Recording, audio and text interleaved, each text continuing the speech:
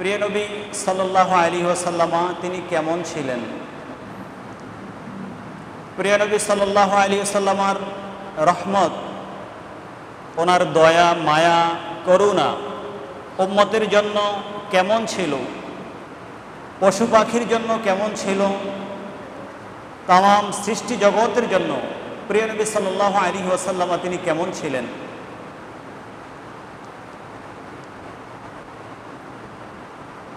এ মাসে সারা পৃথিবীতে প্রত্যেকটি জুমাতে সব জায়গায় প্রিয় নবী সাল্লাল্লাহু আলাইহি ওয়াসাল্লামের পবিত্র জীবনীকে নিয়ে বেশি বেশি আলোচনা করা হয়, যেন যে মাসে রহমতুল্লিল আলামিন পৃথিবীতে আগমন করেছেন, বিশেষ করে এই মাসেই যেন যিনি এই পৃথিবীকে মুক্তি দেওয়ার জন্য, এই পৃথিবীর মানুষগুলোকে অন্ধকার থেকে, জাহান্নাম থেকে মুক্তি দিয়ে আলোর দিকে, জান্নাতের দিকে নিয়ে যাওয়ার জন্য তিনি যে পৃথিবীতে আগমন করেছেন, আল্লাহ যে ওনাকে রহমত হিসাবে আমাদের মাঝে পাঠিয়েছেন, সৃষ্টি জগতের মাঝে আল্লাহ যে ওনাকে পাঠিয়েছেন,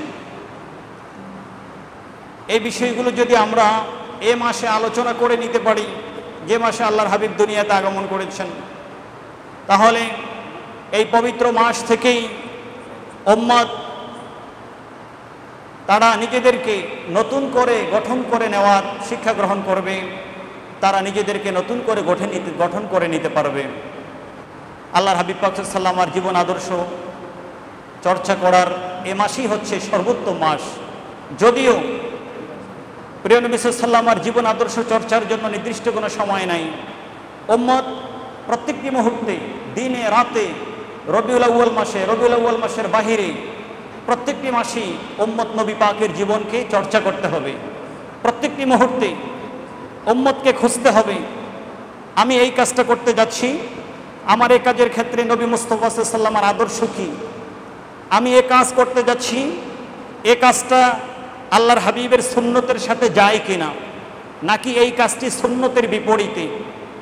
প্রত্যেকটি মুহূর্তে উম্মত রহমতুল্লিল আলামিন হাবিবে মুহাম্মদুর রাসূলুল্লাহ সাল্লাল্লাহু আলাইহি ওয়াসাল্লামের সুন্নতকে, জীবন আদর্শকে পরিপূর্ণভাবে আঁকড়ে ধরতে হবে।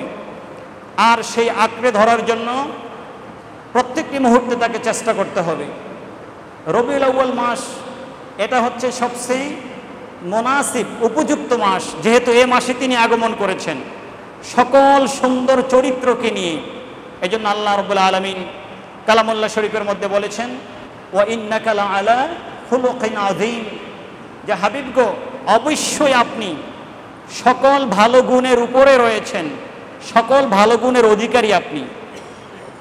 এবং প্রিয় নবী সাল্লাল্লাহু আলাইহি ওয়াসাল্লাম তিনি ইরশাদ করছেন, বুইসতু লিউতাম্মিমা মাকারিমাল আখলাক, আমি এই পৃথিবীতে আগমন করেছি যত সুন্দর গুণগুলো আছে, পৃথিবীতে যত ভালো গুণ আছে, সব ভালো গুণের পূর্ণতা দান করার জন্য আমি আল্লাহ রাব্বুল আলামিনের দরবার থেকে পৃথিবীতে আগমন করেছি। সুবহানাল্লাহ।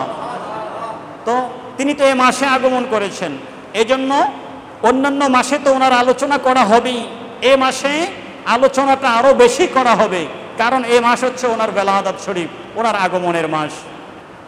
আমরা দেখতে পাই প্রিয় নবী সাল্লাল্লাহু আলাইহি ওয়াসাল্লাম কেমন ছিলেন। আল্লাহ রাব্বুল আলামিন সূরাতুত তাওবায়ের 128 নম্বর আয়াতে একেবারে অল্প পরিসরে বিশাল অর্থকে অন্তর্ভুক্ত করে কোরআন নাজিল করেছেন। তেলাওয়াত হচ্ছে আউযু বিল্লাহি মিনাশ শাইতানির রাজীম, বিসমিল্লাহির রহমানির রহিম, লাকাদ জাআকুম রাসূলুম মিন আনফুসিকুম আজিজুন আলাইহি মা আনিতুম হারিসুন আলাইকুম বিল মুমিনিনা রাউফুর রহিম। আল্লাহর হাবিব কেমন ছিলেন? আল্লাহ জবাব দিচ্ছেন যে তিনি ছিলেন, তিনি তোমাদের মাঝে আগমন করেছেন, রাসূলুম মিন আনফুসিকুম, তিনি তোমাদের মাঝে আগমন করেছেন, তোমাদের মধ্য থেকে আগমন করেছেন। আল্লাহর হাবিব পাক সাল্লাল্লাহু আলাইহি ওয়াসাল্লামকে কেউ জিন বলতে পারবে না, কারণ জিন আমাদের না। আল্লাহর হাবিব পাক সাল্লাল্লাহু আলাইহি ওয়াসাল্লামকে কেউ ফেরেশতা বলতে পারবে না, কারণ আমরা ফেরেশতা না। আল্লাহর হাবিব পাক সাল্লাল্লাহু আলাইহি ওয়াসাল্লামকে কেউ অন্য কোনো কিছু বলতে পারবে না। আল্লাহ যেহেতু বলেছেন মিন আনফুসিকুম, তোমাদের মধ্য থেকে এসেছেন।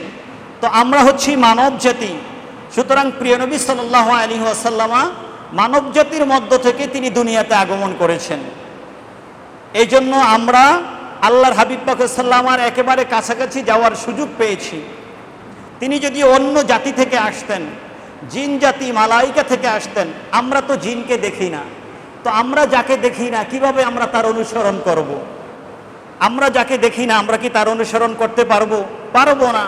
এজন্য তিনি এমন একজনকে রাসূল হিসেবে পাঠিয়েছেন যাকে আমরা দেখব, যিনি মানব জাতির অন্তর্ভুক্ত হবেন, আর তাকে দেখে দেখে, তার জীবন আদর্শকে দেখে দেখে আমরা সে অনুযায়ী চলব। এই জন্য আল্লাহ তার হাবিবে পাক সাল্লাল্লাহু মানব জাতির মধ্যে পাঠিয়েছেন।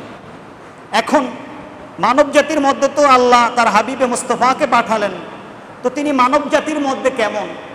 তিনি কি মানব জাতির মধ্যে অন্যান্য মানবের মতো? তিনি কি অন্যদের মতো, নাকি ওনার আলাদা বৈশিষ্ট্য আছে?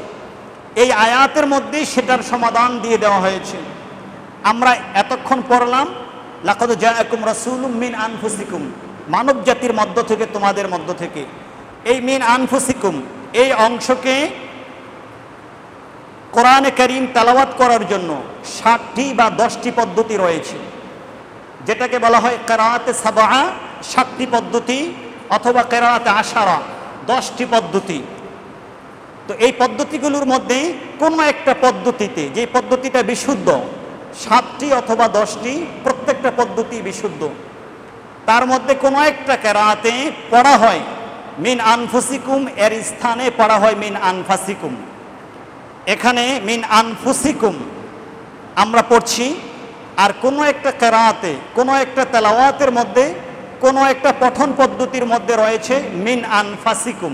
আনফাস, আনফাস শব্দের অর্থ হচ্ছে সর্বোত্তম।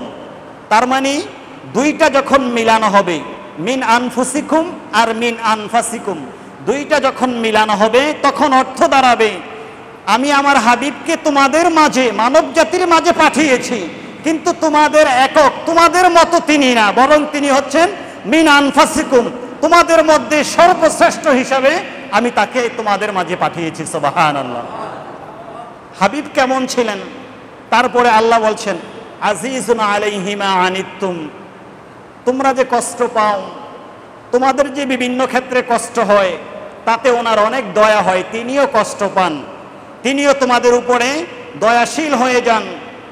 তিনি এমন নবী যে তোমাদের কষ্ট, দুঃখ কষ্ট সহ্য করতে পারে না। সুবহানাল্লাহ।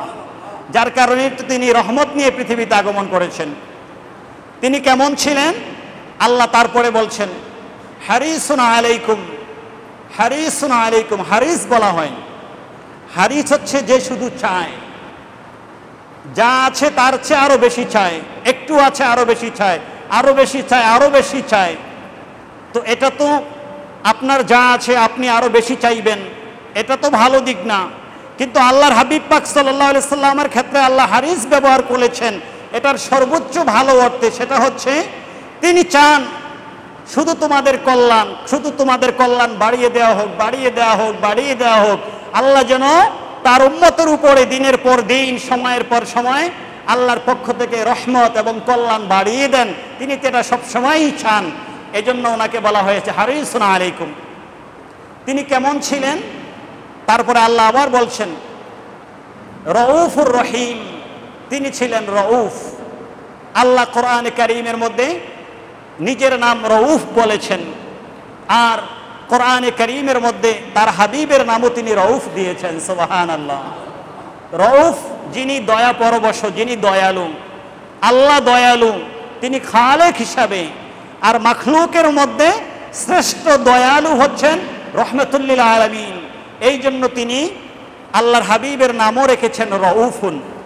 তারপরে বিসমিল্লাহির রহমানির রহিম, এখানে আমরা আল্লাহকে রহমান বলি, আল্লাহকে রহিম বলি। কোরআনে কারীমের বিভিন্ন আয়াতে আল্লাহ তাকে রহিম বলেছেন। আল্লাহর হাবিব কেমন ছিলেন? সূরাতুত তাওবায়ের শেষের দিকে আরেকটি শব্দে তিনি বলে দিচ্ছেন যে আল্লাহ তিনি রহিম, খালেক হিসাবে, সৃষ্টিকর্তা হিসাবে, আর আল্লাহর হাবিব তিনি রহিম, তিনি হচ্ছেন এই কুল কায়নাতে সৃষ্টি জগতের মধ্যে সর্বশ্রেষ্ঠ হিসাবে তিনি তার উম্মতের উপরে, এই সৃষ্টি জগতের উপরে তিনি রহিম। সুবহানাল্লাহ, সুবহানাল্লাহ। আল্লাহর হাবিব পাক সাল্লাল্লাহু আলাইহি কেমন ছিলেন?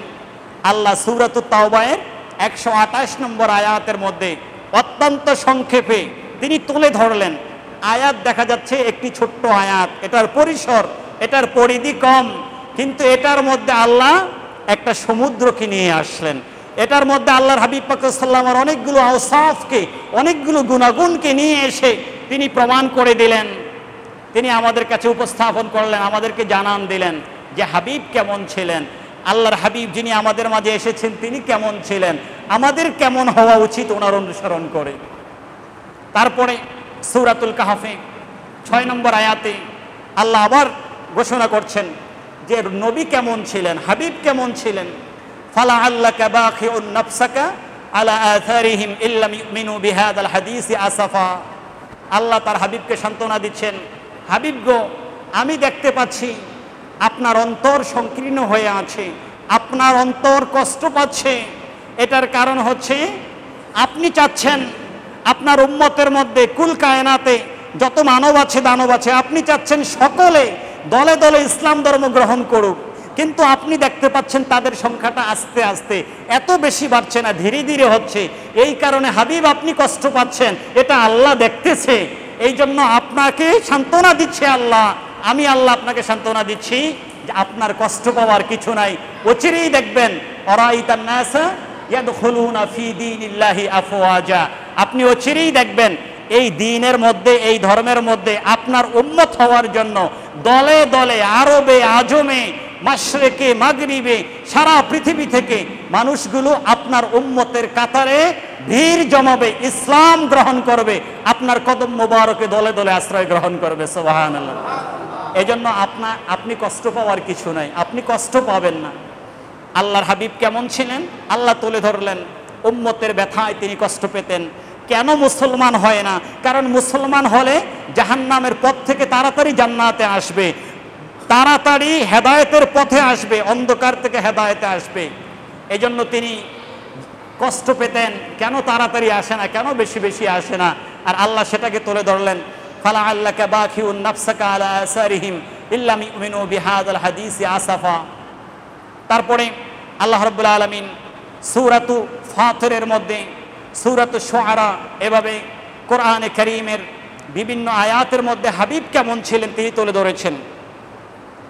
সূরাতুল আম্বিয়ায়ের 107 নম্বর আয়াতে একেবারে ছোট্ট করে 5 থেকে 6টি শব্দের মধ্যে আল্লাহর হাবিব কেমন ছিলেন সেটাকে কত সুন্দর করে তুলে ধরলেন। দেখেন, ওমা আরসালনাকা ইল্লা রাহমাতাল লিল আলামিন।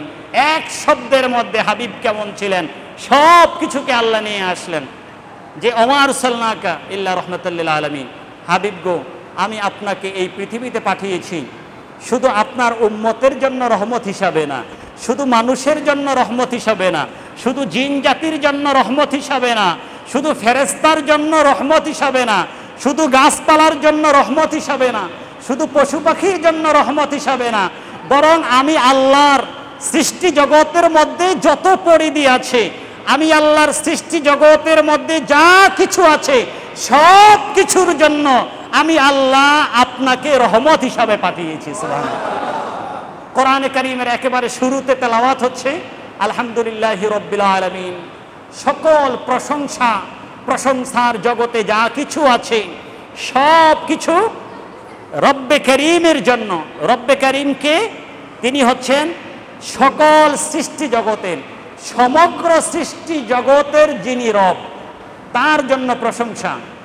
আর সূরাতুল আম্বিয়ায়ের 107 নম্বর আয়াতে তেলাওয়াত হচ্ছে, কোরআনে কারীমের ফাতিহার মধ্যে 1 নম্বরে তেলাওয়াত হচ্ছে সমগ্র সৃষ্টি জগতের রবের জন্য সব প্রশংসা। আর আম্বিয়ায়ের 107 নম্বর আয়াতে তেলাওয়াত হচ্ছে যে আমি আপনাকে সমগ্র সৃষ্টি জগতের জন্য রহমত হিসাবে পাঠিয়েছি। সুবহানাল্লাহ। এখন যদি জিজ্ঞেস করা হয় আমাকে আপনাকে, কোন অমুসলিম যদি আমার আপনার কাছে জানতে চায় যে তোমাদের নবী কেমন, আমাদেরকে একটু বলো, আমি এদিক সেদিক ছুটাছুটি করতে হবে না, এদিক সেদিক আমি যাব না, আমি এক বাক্যে এক কথায় সূরাতুল আম্বিয়া এর 107 নম্বর আয়াত তেলাওয়াত করে আমি তাদেরকে, অমুসলিম ভাইদেরকে আমি বলে দিব, আমাদের নবীর পরিচয় জানতে চাও তো? শোনো, আমার আল্লাহ 107 নম্বর আয়াতে সূরাতুল আম্বিয়াতে বলেছেন, আমার নবী হচ্ছে মুসলিম জাতির জন্য দয়ালু, অমুসলিমদের জন্য তিনি দয়ালু, পশু পাখির জন্য তিনি দয়ালু, জিন জাতির জন্য তিনি দয়ার নবী, ফেরেশতাদের জন্য তিনি দয়ার নবী, তামাম কুল কায়নাত সৃষ্টি জগতের সকলের জন্য আমার নবীর একমাত্র পরিচয় হচ্ছে তিনি সকলের জন্য দয়ার নবী, মায়ার নবী। সুবহানাল্লাহ। একেবারে সহজ পরিচয়। কেউ জানতে চাইলে তোমার নবী কেমন ছিল, তোমার নবীকে সহজে পরিচয় করিয়ে দিবেন, ইনি হচ্ছেন আমার নবী।